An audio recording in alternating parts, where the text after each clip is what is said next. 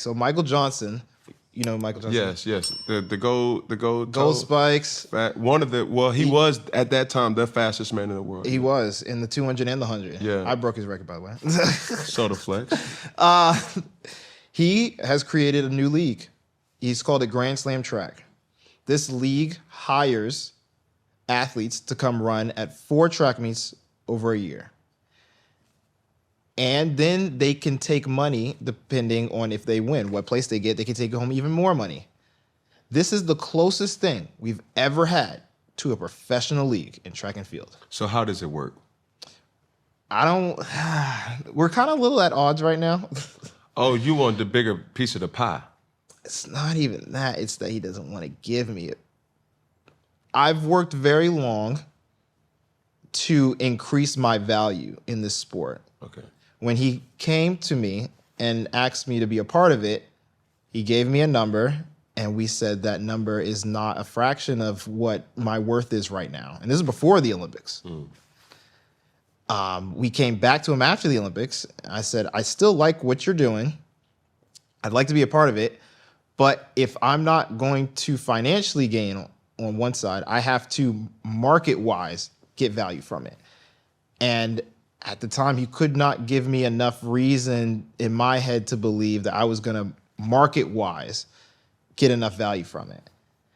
And I know a lot of track and field people are going to be mad, but I'm going to ask you this one question to prove my point. Have you ever heard of GrandSlam Track? No, I have not. And that proves my point. And I've heard of. Do not Michael feel Johnson. bad. Yeah. This is only proving that we need to do better. We need to step up. That there needs to be a higher level of marketing, storytelling, and and pushing the product. Have you heard of Sprint? Like the pin drop sprint? No. The Netflix. That's funny because I like that because I do remember that, but I know a lot of people. Can you hear me now? Can you hear me? Yeah. Good. I haven't heard that reference in a long time. Anyway, the Netflix series that they made for track and field as the Olympics was building up, it was called Sprint. And it was number 1. It was number 2 in the world for like 4 or 5 weeks. It was a long time. But it basically told the stories of the fastest people in the world as you got to the Olympics. And people were diving into it. After that came out, I was more popular than I have ever been. And this was before Paris happened. I was shocked. I went out in London and I had high schoolers coming up to me and be like, yo, you the guy from Netflix. Yo, you the guy from Sprint. You the guy who won all those awards, yada, yada, yada. And I've been to London multiple times. I've never gotten recognized to the point where it's like, okay, I don't think I can leave the hotel anymore. Like, this is a problem. That was taking what we're doing, showing it to a bigger audience, and showing other companies that what we're doing is not only important, but it's a proven product. Proof of product. Yes, for sure. Right now, we don't have a lot of proofs of product. But that is one piece of it. But the fact that, again, I asked you the question, do you know what GrandSlam Track is? You cannot tell me you know what it is.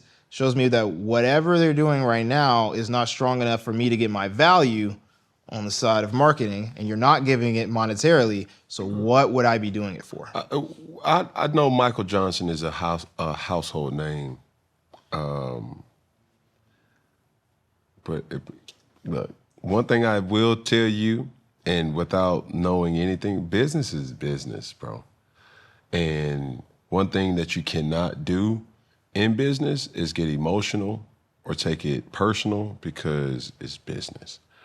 And both parties have to come to any agreements to say, hey, this is fair and for me. And that negotiation process may take long. And along that time of happening, or as it's happening, a lot of discoveries, they come up. It's like, yo, well, he's a little different. You know what I'm saying? Or she's a little different. So we have to, pay accordingly. No, I do agree. And there might be a time, maybe next year I'll join. Yeah. Who knows? I'm very open. I'm trying to stay very open because, again, like I said, this is the first thing we've ever had to a track and field league. And I would truly like to see it succeed. Welcome, my beautiful peeps. Now, Olympic champion Noah Lyles sits down with Cam Newton for an unfiltered conversation about the new GrandSlam track league created by Michael Johnson. Now, Lyles reveals why he passed on joining the league, breaking down the business behind the scenes, the lack of marketing, and the real value of track athletes. From Netflix fame to negotiating power, Lyles makes one thing clear. Track needs more fast times. It needs real strategy. Now, I've really hoped you guys listen to Noah Lyles. Like, really listen to him, because if you listen to him, you can hear his ego talking.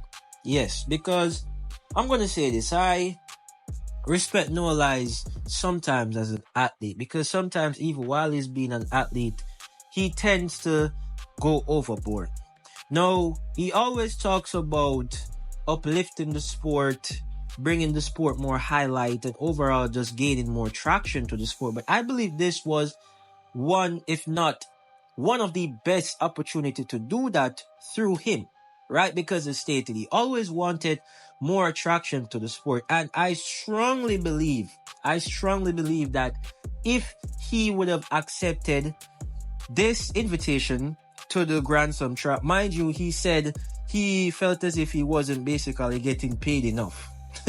And I find that crazy, because if you're going to help the sport, right? If you're going to really help the sport, you would focus more on helping rather than what you're receiving. No, I'm not saying he should just join and they should pay him, little and belittle him. No, but I don't believe that they are giving him little amounts of money. I believe that he just really wanted a lot more, because as he stated, he believed that he worth more. That's what he said, right? And as stated, if you're going to really help the sport, sometimes you're going to want to make sacrifice. And once again, I'm not saying he should accept any and any amount, but I know for a fact that it wasn't a little amount. I know that. So for him to say he wanted to bring more traction and he got the opportunity, like, listen, he would have been the head for GrandSlam track without a doubt. And with that, I believe more sponsors would have came in, definitely more traction would have gained, so much more, because hands down, him being in the GrandSlam track, that would have been a big thing. Really big thing. But his ego, and it's nothing new. We have always seen it. His ego really drives it.